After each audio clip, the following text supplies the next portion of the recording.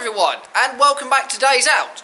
And today we've got some more trams at Heaton Park, plus some narrow gauge on the West Lancs. The Heaton Park Tramway is on the Heaton Park estate, a short distance away from Boca Vale and Heaton Park on the Manchester Metro link. The first tramway in Manchester was the Manchester and Salford Tramways Company, based at Deansgate in 1877. Over the coming years, the horse-drawn system was expanded across Greater Manchester.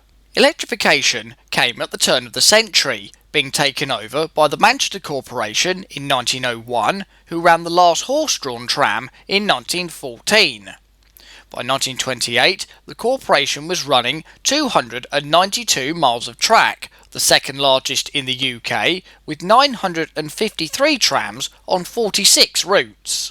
Plans for the tramway's removal were first mooted in 1937. The Oldham area lost their trams in 1946, with Bury and Salford following in 1947. The last trams ran in 1949. A revival scheme known as Manchester Metro Link started in 1982, although the first section didn't open until 1992. Today, the Metro Link runs as far as Altrincham, Rochdale and Manchester Airport.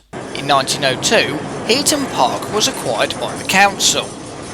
This led to Manchester Corporation building a branch from Middleton Road, with the first trams running in 1903. Heaton Park itself measures 600 acres, with the present hall dating from 1772.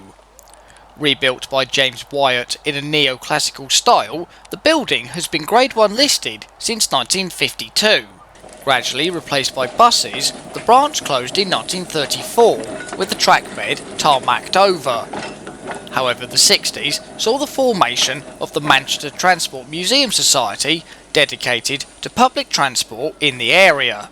Their first tram was Manchester Corporation No. 765 from 1914. Withdrawn in 1930, it was discovered on a farm near Huddersfield and is the only surviving example of a mixed open saloon. The tramway was first mooted in the 70s to run from the Grand Lodge to the Hall. However, due to the costs involved, the society switched to the Middleton branch, removing the tarmac and converting the former waiting shelter into a running shed. Opened on the 28th of March 1980, the tramway was extended to the Boathouse and Lake in 2011. A new depot has since been erected, with the original waiting shelter being refurbished in 2007. Today, the Society owns 16 trams, the majority of which came from the Manchester area, with some from Blackpool. The oldest dates from 1901 and the youngest from 1992. In service was Hull City Tramways No. 96 from 1901. Sold to Leeds in 1945, the tram was acquired by the Middleton Railway in 1959. Moved to various sites, it came to Heaton Park in 1988. Inside the shed was Blackpool No. 619, which started life as a rail coach in 1973. Converted for one-man operation in 1987, it was withdrawn as a works tram in 2012. In 2014, the tram was rebuilt back into passenger use. Manchester Corporation No. 173 dates from 1901, being fitted with a balcony in 1910. Withdrawn in 1931, the tram came to Heaton Park from the Manchester Museum of Transport in 2013. Blackpool No. 702 is a balloon type from 1934. Originally open top, she was enclosed in 1942 and remained in service until 2009. Blackpool No. 623 was built by Brush in 1937 as No. 286. Renumbered in 1968, she received several modifications over the years and was withdrawn in 2010.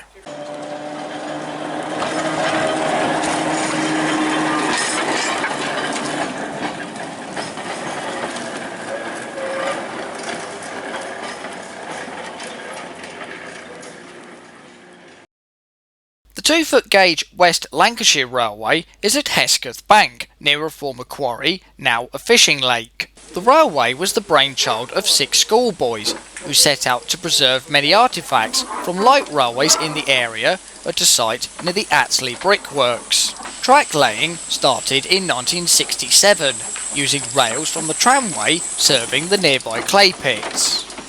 They soon built up a collection of diesels, with the first steam locomotive Irish Mail arriving in 1970 from Gorick. The line slowly grew from Beaconsall to Asland, but was later cut back to Delft. In 2006, the railway became a registered charity. Beaconsall is the railway's headquarters and houses the sheds and workshop.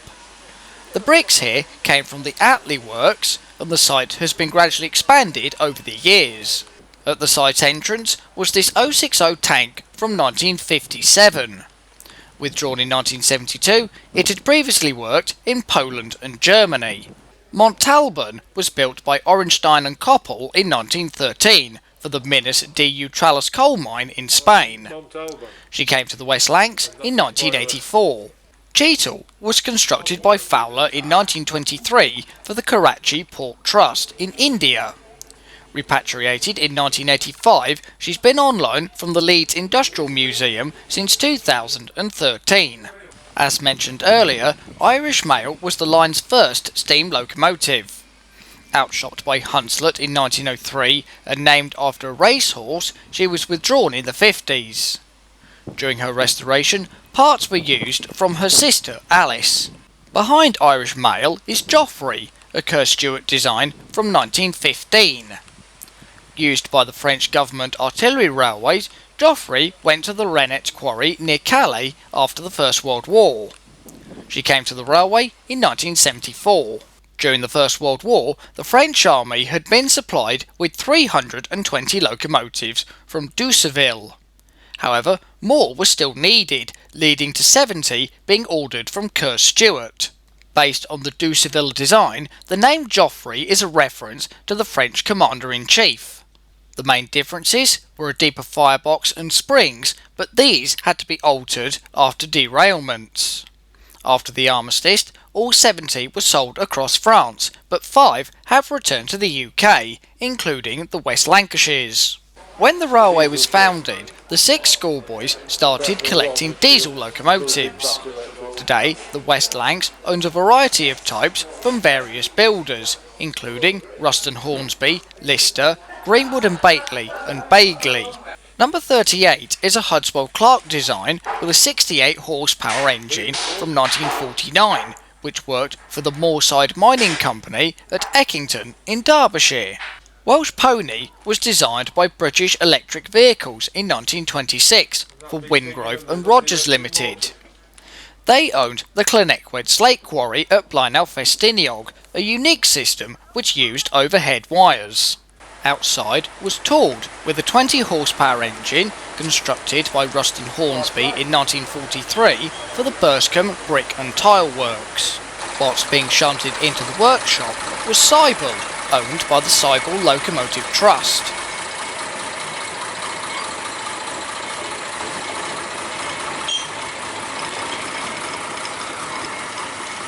Seibel was the only Bagnall to work at the Dinorwic Slate Quarry in North Wales, being delivered by the company in 1906. After the quarries closed in 1969, she went to Cornwall, being acquired by the Trust in 2013. Her restoration was completed in 2024. The shunt was performed by Planet, constructed by F.C. Hibbard in 1946 for the Liverpool Corporation, being fitted with a 28 horsepower engine.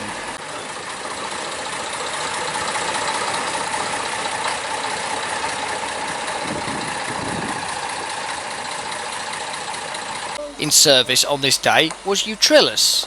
Built by Orenstein and Koppel in 1907, she has a similar history to Montalban seen earlier. However, Utrillus has since left the West Lancs for the Lancashire Mining Museum at Astley Green.